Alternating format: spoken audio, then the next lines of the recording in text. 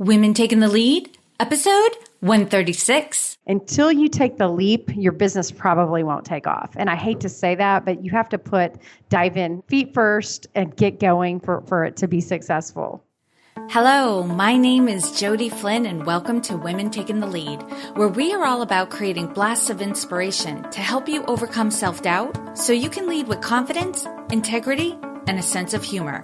Head over to womentl.com/recognize to reserve your spot in our upcoming webinar on how to be recognized and rewarded for the work you do. Now, your future awaits, so let's get started.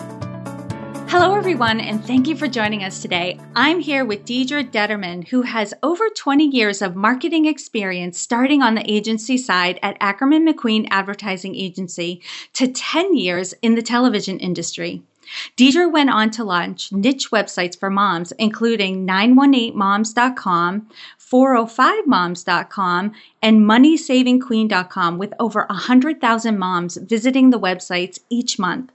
Deedra then followed her true passion in launching D2 Branding, an innovative marketing firm igniting brands to be the market leader in their industry through marketing, public relations, social media, advertising, strategic partnerships, sales, website creation, search engine optimization, content creation, video production, graphic design, and yes, if you can believe it, even more. Deedra, my goodness. I've never heard that read out like that. I sound a little busy.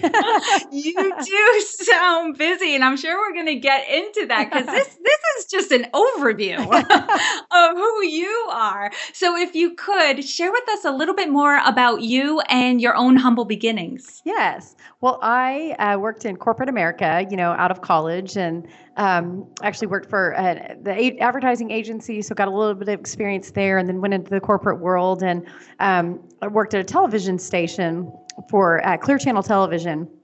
They owned a local Fox affiliate, and I worked there for over 10 years and, did the whole climb in the corporate ladder and was traveling consultant at the end of my career and in the corporate world, and had, several men kind of doing the same job that I was doing, and realized when it was time for raises that one of my counterparts, who was a male who had been doing it less than, not as long as I had, and he was actually making a lot more money, really kind of didn't sit well with me at the time, and went and talked to my boss, and he was like, well, it's kind of one of those things, they really didn't have equal pay, and really wasn't something, that I wanted to continue to do. And I'm not saying I didn't get paid well, but it wasn't the same as what my counterpart was making. And so I decided at that point, I think I might do my own thing and go be an entrepreneur. And I left corporate America and went and worked or started a couple of mom websites. So 918moms.com and 405moms.com. And they were niche websites for moms in our local city. So I'm from Tulsa, Oklahoma. So there's one in Tulsa and one in Oklahoma City. And, thought I'm going to take that determination and everything I've learned in the advertising world, and I'm going to launch some websites. And so I went off and did that and had a lot of success and grew them to 100,000. Our core site had 100,000 moms on it, coming visiting every month, and we had a TV station competitor come and say, "Hey, we want to buy you. We want to purchase the site." And so we ended up selling the site and working for them for a couple of years, and then I left and started D2 Branding, which is my consulting firm that I work with now. Wow, you really made your bones in the industry, that's for sure. So lots of hard work. Yeah, I can hear that. And you've come a long way. You gained confidence. I mean, not everyone, just decides to go off and start a company. Normally when people are dissatisfied with their job, they're thinking, well, I'll find a different job in a different place. But you spun off and started your own business, and that really takes something.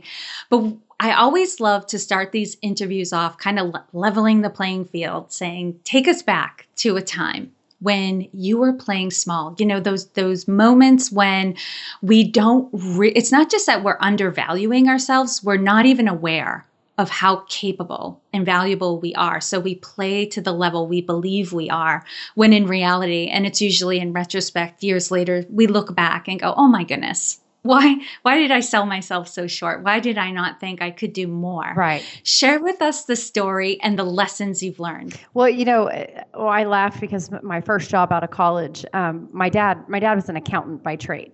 So he's always kind of like, what, this PR thing? Like, what was your degree? What are you actually going to do with that? He didn't really understand that a whole lot. So I went and worked for Ackerman McQueen Advertising Agency out of school. And, I'm thinking, oh, I have a college degree. This is going to be great. And I remember my offer was $17,000 a year. You're gonna like know how old I am now, but this was back in 1995, and I call my dad and tell him I'm all excited, and he's like, well, I think you can get food stamps with that. He's like, you have a college degree and they're offering you that. And it was kind of one of those in this industry, you work your way up, and the people that work hard move to the top, and that's just the way it was. I remember my first day walking in, and my boss, and she was just a little tiny thing. I mean, like 5 foot tall, that's it. And maybe like 90 pounds, if even that. But she was one of the scariest people. And she wasn't when I got to know her, but she was definitely known as like the bulldog, don't mess with her. And she sits me down to where I'm going to sit, and it was the front desk. So I was the front desk girl. And I thought, well, what? I went to college. I have a degree in PR marketing, and why would I sit at the front desk? But that was the best thing I could have done. I worked for 6 months there until I moved up and I got to be an assistant media buyer, and then become a media buyer and do some really cool things. But that first, it was definitely that humble beginnings where you're like, well, I guess I'm just going to sit here at the front desk, and I answered the phone. And I had a lot of other tasks I had to do, but there was no better way to learn the business and inside and out than to start at the very, very bottom. And that's what I did, and had great experience. And this was back in the days where nobody made overtime. They didn't care about that. You just worked I worked until she left, and she never left. She didn't have kids or anything, and so we would be there till 9 o'clock at night, 10 o'clock at night, haven't eaten dinner, starving, wondering if she's going to leave. And that's just what I did. And, if it was a Saturday and she was going to go in and work, she would call me and say, you need to meet me at the office. No notice, no nothing. And I would just drop whatever I was doing and go to the office and do what she wanted. But she took good care of me. Yeah. I ended up making good money and moving up. And I'll never forget that hard work that I started with, that, you're entitled to nothing. You have to work for everything. And that was a good lesson. Yeah. And it was a different mentality then, in the workplace. Like you were saying that, you were hired for a job. They sat you at the front desk and you thought, okay, well, this is where they think I'm most valuable. Right. Right. With my degree and all of that, and I don't know too many people who nowadays would have stayed. Yeah. It was definitely tough. I did that. It was 2.5 years of working there. And everyone in town knew of this place and knew that if you were working there, it was kind of known as a sweatshop, for lack of better words.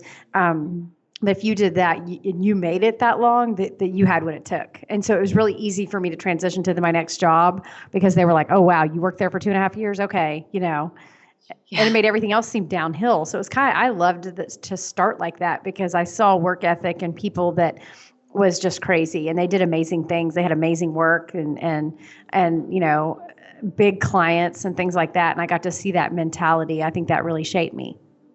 Oh, Deedra, I love that story, because as much as like there's a part of me that's like, no, that's so tragic to be so young working those crazy hours. Oh, yeah. I also know from my own experience that some of the roughest times in my career were the times that shaped me and built me up as an expert. Exactly. In what I'm doing, right? And if you're willing to put into the work, if you see the value in it, and you must have been learning a lot, even though you were at the front desk, to have you stay there and think, okay, this is worth it.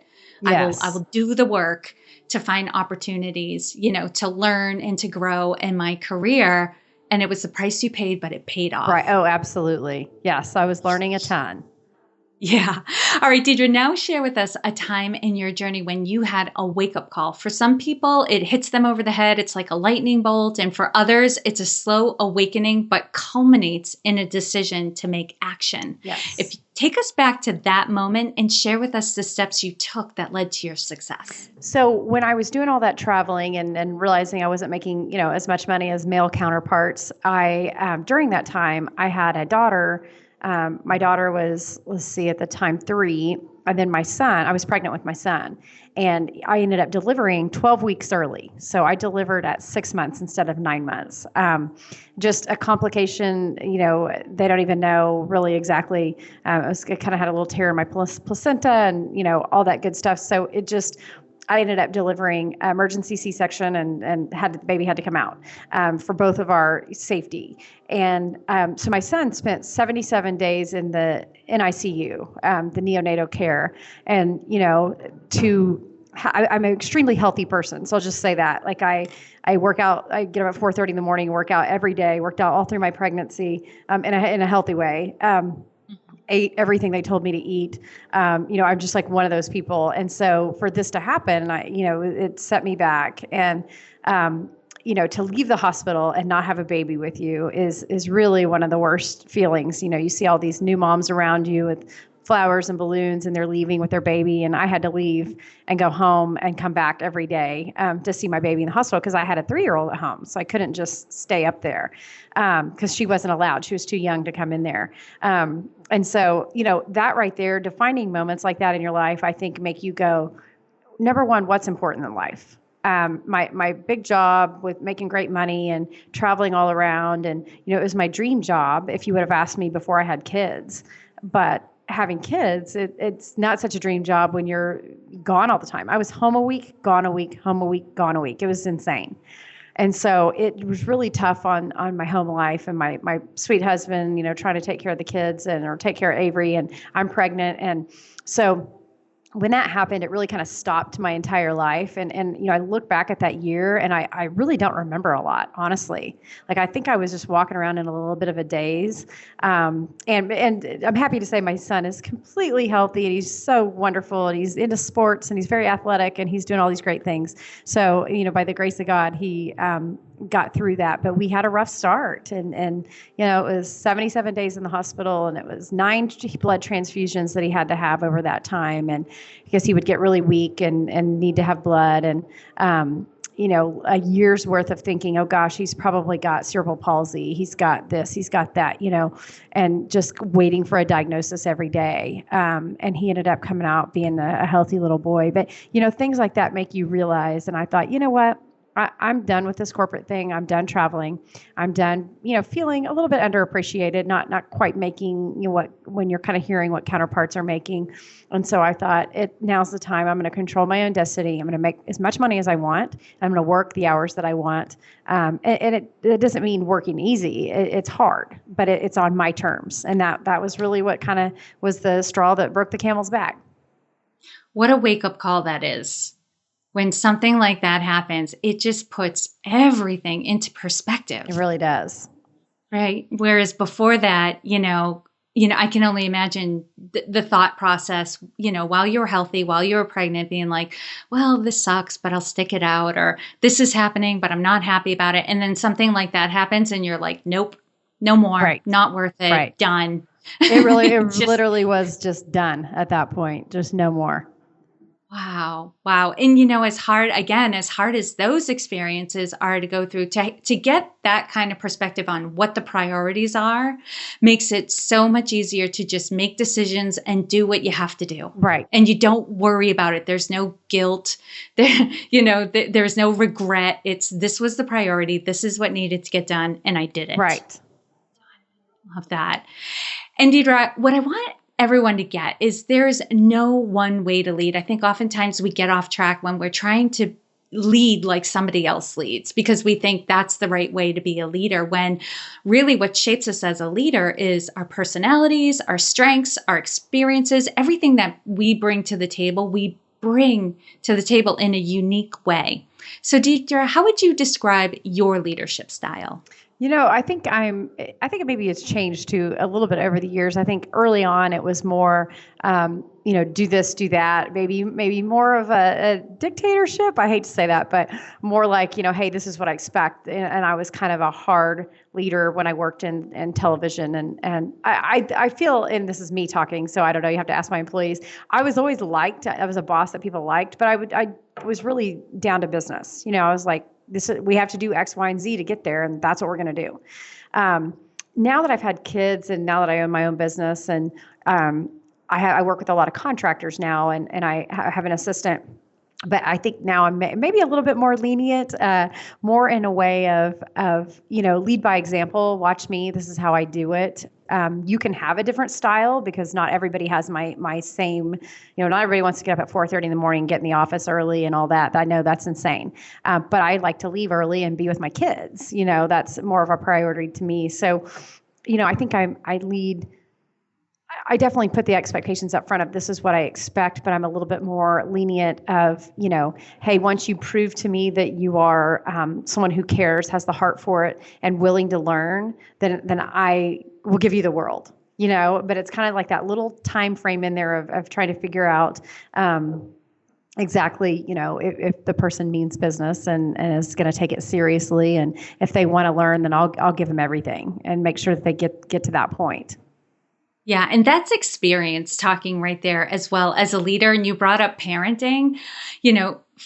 Parents often say, I was very different as a parent with my firstborn than with the next one. And for people who have a third, they're a different parent almost for the third one as well. And I know for my parents, because they had 8 children over the course of 10 and a half years, they were parenting very differently in the beginning. Right.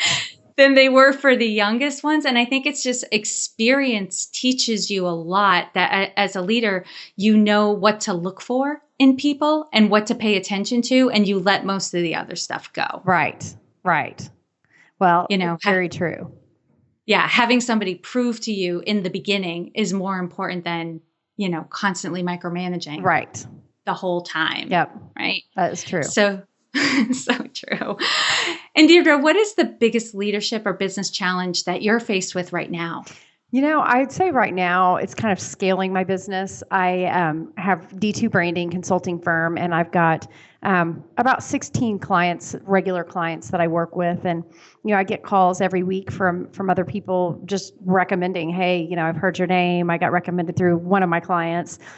Is really scaling beyond me because people pay because they want to talk to me. They want, they know the experience that I have. So to really scale out my business and find more consultants that can work with me, under me, maybe don't have exactly my style. And so I struggle with that a little bit, trying to find that perfect match and because everyone is different. Maybe they don't have my exact style, and that's okay. So I think kind of overcoming that, I'm kind of at that level where I'm comfortable where I'm at. The money's good. I can come and go as I please. I'm not answering to anyone, but I turn down business, and that's not, I consult people on not doing that. So just to be totally honest, but so it's one of those things, just learning to really scale. Yeah. And that can be tough too. When you're the face of your business, you're the face of your brand, that people think, for this to work, I have to work with you. Right. When the reality is your team knows how to do what you do. Right. Right. And are following your lead and how to do the work, and work with clients that, it's just figuring out and having that conversation with the clients too. I'm not currently faced with that challenge, but I know down the road that will be something that I'll be dealing with and figuring out as well. So we'll be in touch. Yes. So, and Deidre, what's one thing you're working on right now that you're really excited about? Thrive15.com is a platform that I'm a mentor on. And so Thrive is online education for entrepreneurs. So you can go on and learn from, we've got all kinds of just amazing entrepreneurs on there. Anyone from Lee Cockrell, who was, he actually ran Walt Disney World Resort and had 40,000 employees underneath him and did, so talk about scale, somebody like that. But we've got some really fascinating mentors, and I teach PR and marketing on the site. And so I'm just really excited. That's one way to definitely scale my business, to go beyond just, there's only so many hours in the day I can physically meet with a client, but I can touch millions of people online. And so they're all 15-minute courses where you can go on and just watch anything from sales to marketing to accounting, anything that you would need to know to start or grow a business. Yeah, and I love that you said that, because as we were talking about before we hit record on this was, I was doing workshops, interacting with women who, we were developing their leadership skills, and they didn't really see themselves as leaders. And I was trying to think of a way where I can impact more people. And so taking it online is definitely scalable. I mean, and you were talking about scalability earlier as well. When you have something online that's evergreen and people can find it at any time and use it at any time, it really increases the impact that you can have on the world. Yes, absolutely. The internet today, that's how I launched my businesses, was online, and it's really powerful. You can just do it out of your house, and you don't have to have a ton of overhead, and it gives huge opportunity for people today, I think. Yeah, absolutely. All right, Deedra, now I'm going to do a quick leadership roundup. So tell us, what is one practice you have that helps to make you a better leader? I think, leading by example. I'm an extremely hard worker and do whatever it takes to get the job done. So, sometimes that means working on the weekend. Sometimes that means putting my kids to bed at night and getting online, after work is finished. I may do different hours than everybody else, but I always get the job done. And so, I'm kind of a leader like that. I don't really care when or how you do it. I just want to make sure it gets done. And, and so I think leading by example in that way, that work ethic is maybe something positive that my employees get from me. Absolutely. And what is one book that you would recommend to a woman to help her develop her leadership? Well, one book I'm reading right now is actually called Scale. So it's Scale by Jeff Hoffman and David Finkel, and it's for small business and entrepreneurs. And it's basically teaching you to go from, your little business that you have out of your house to, a bigger role, multiple locations, whatever your dream is, X amount of dollars you want to make, you want to be in every city across America, whatever it is. It's a really great guide to help you scale your business. So I would say that one is a great one.